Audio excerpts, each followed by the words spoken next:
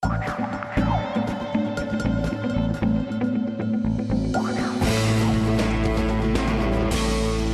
I'm Chris Burns, and welcome to The Network, where we connect into a matrix of newsmakers to get to the heart of an issue. And watch out, they've got to answer in 25 seconds or less, or else.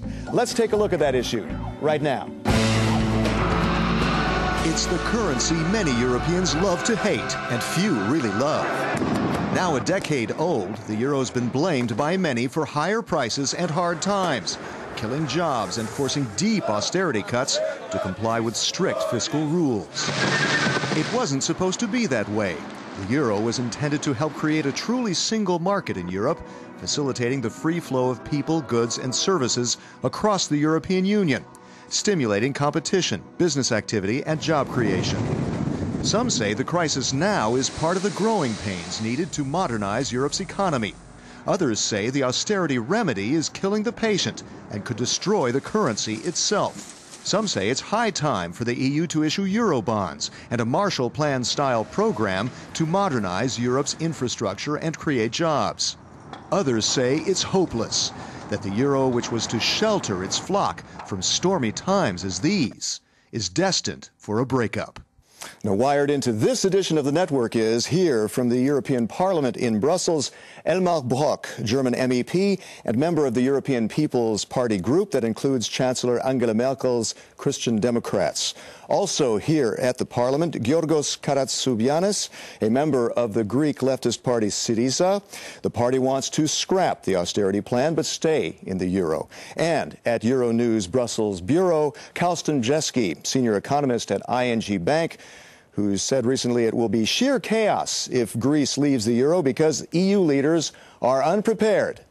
Let's start with a question to all of you, starting with Elmar. The June 17 election in Greece is widely seen as a referendum on the euro. What if there's another inconclusive election or a far-left victory? Will Greece be forced out of the euro? Elmar. First of all, I have to see that this will be a vote by the Greek citizens about the membership in the euro. You cannot have the euro and do not fulfill the conditions you have and the obligations you have taken. And I think we have to clarify that the euro is not the original reason for the crisis. It was the financial crisis worldwide coming from 2008 and sovereign debt of some member countries. Okay, and now let's go to Giorgos. What do you think? Will Greece be forced out of the euro, even though you don't want to be? Well, we believe that the Greek people should reply to the real dilemma, which is not the Greece that should remain in the eurozone or not, but the real question is whether to break with austerity policies and neoliberal policies and break off with financial capitalism. Okay, Carsten, let's talk brass tacks. Is this an eventuality? Will Greece be forced out of the euro with an election result like I described?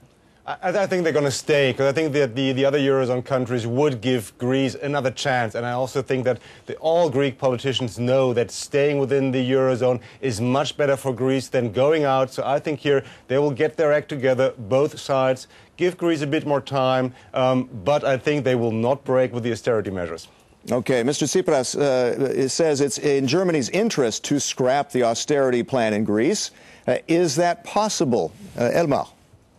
I think the currency can only survive if every member of such a currency meets the obligations. And this, I think, it's important. Also, Germany broke it 10, 12 years ago.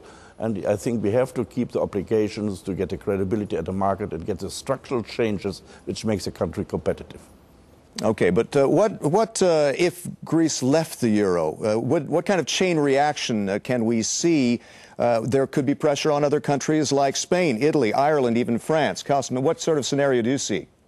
I think, first of all, for Greece already, it would be sheer horror because it would not solve the economic misery that Greece right now is in. For the other Eurozone countries, we would definitely see this chain reaction, contagion. Bank runs in Spain and Portugal, probably Italy, and all the other Eurozone countries would need to finance probably more bailouts, put more money on the table to save Spain and Italy from the same destiny as Greece. Giorgos, what do you think? I mean, does that mean does that take the pressure off of you? Does that mean that you can just go ahead and say, well, we don't have to follow that austerity plan like we have to? Our position is to break off with austerity policies, and we believe that in Greece and in the rest of the European countries that are touched by the crisis, that there should be an alliance of these countries in order to negotiate this new situation on the orientation of the European Union. Okay, but Elmar, what do you think about this? I mean, would Germany accept abandoning this austerity plan? It has nothing to do with Germany. Most of the European countries have the same opinion. And we have to see we need altogether fiscal solidity, we need structural changes to make a country competitive, especially Greece, and we need then growth. All three together we need.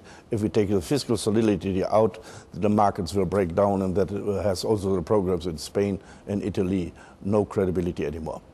All right, but Carsten, I mean, we're all saying that we want to stay in the euro, but I don't really hear any solutions yet. And you've said that yourself that EU leaders are, quote, whistling in the dark. It's a game of chicken. What kind of solution do we see?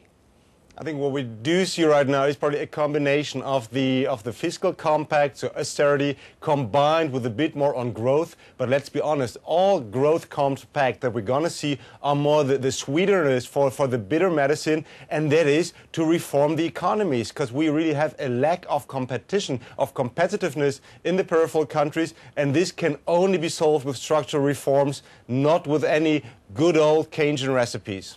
Okay, Giorgios, I mean, you want to have it both ways. You want to stay in the euro, but you want to abandon the austerity plan, and you've got this pressure from not only from Germany, but other European countries. How are you going to want to address this issue and stay in the euro, really show that you're serious about structural reform, about trying to get a handle on the budget? Well, already in terms of legal aspects, the Eurozone cannot force Greece to go out of the Eurozone. It's a decision of Greece, in case they want to go out of the Eurozone.